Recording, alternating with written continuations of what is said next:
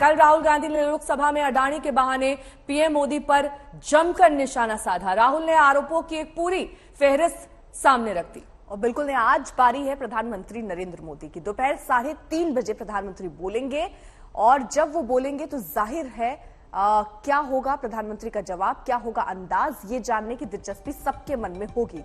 तो देखिए प्रधानमंत्री मोदी के जवाबी हमले का ट्रेलर दिखाती ये रिपोर्ट।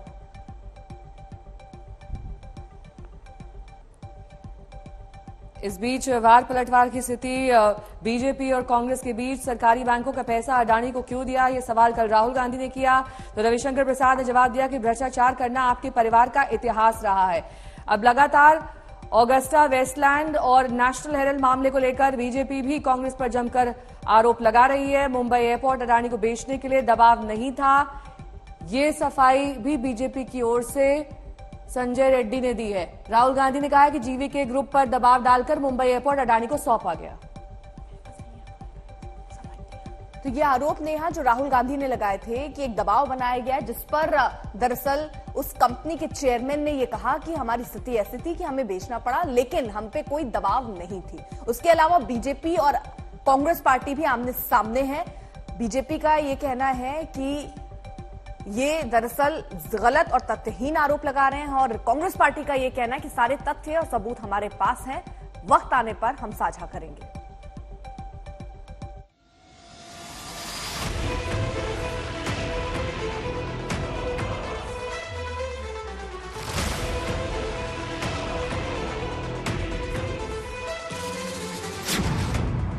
तीन 3,570 किलोमीटर की पदयात्रा,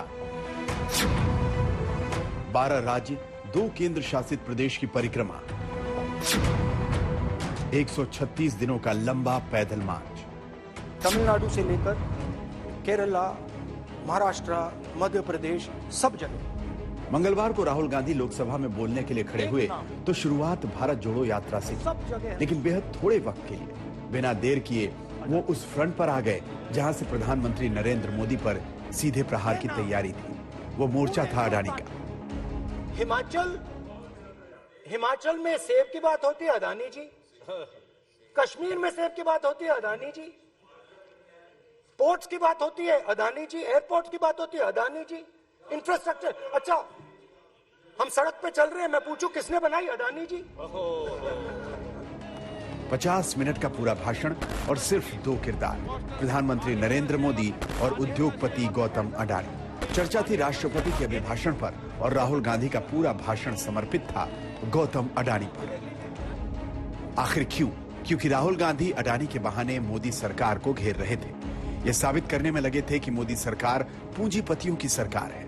ये बताने में लगे थे कि देश हित की कीमत पर पूंजीपतियों का हित साधा जा रहा है।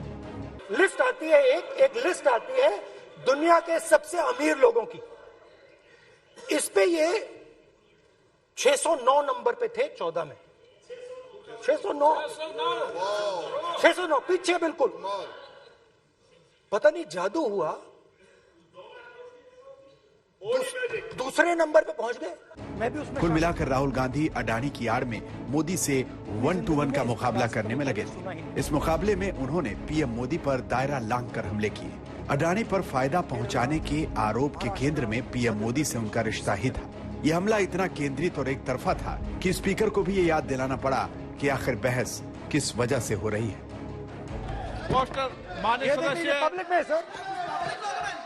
माननीय सदस्य, पोस्टर नहीं, प्लीज पोस्टर नहीं,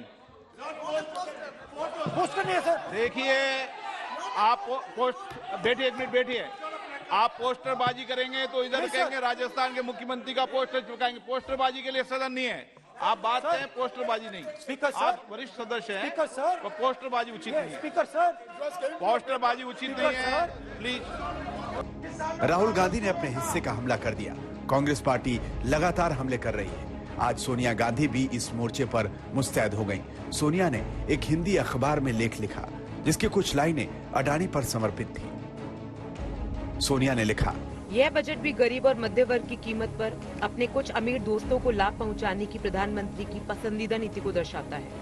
कोविड के दौरान जब करोड़ों भारतीयों की आय में गिरावट आई तो कुछ अरबपति लाखों करोड़ों रुपए बनाकर दुनिया के सबसे अमीर व्यक्तियों की सूची में शामिल हो गए।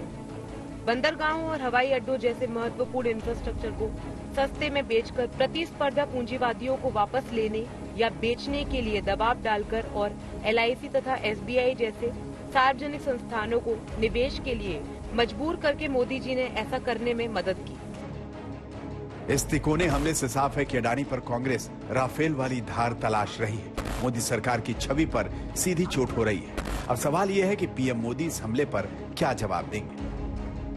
मंगलवार को दोपहर 2:20 पर राहुल बोले। करीब 25 घंटे 10 मिनट बाद आज बुधवार 3:30 पर पीएम मोदी का जवाब आएगा।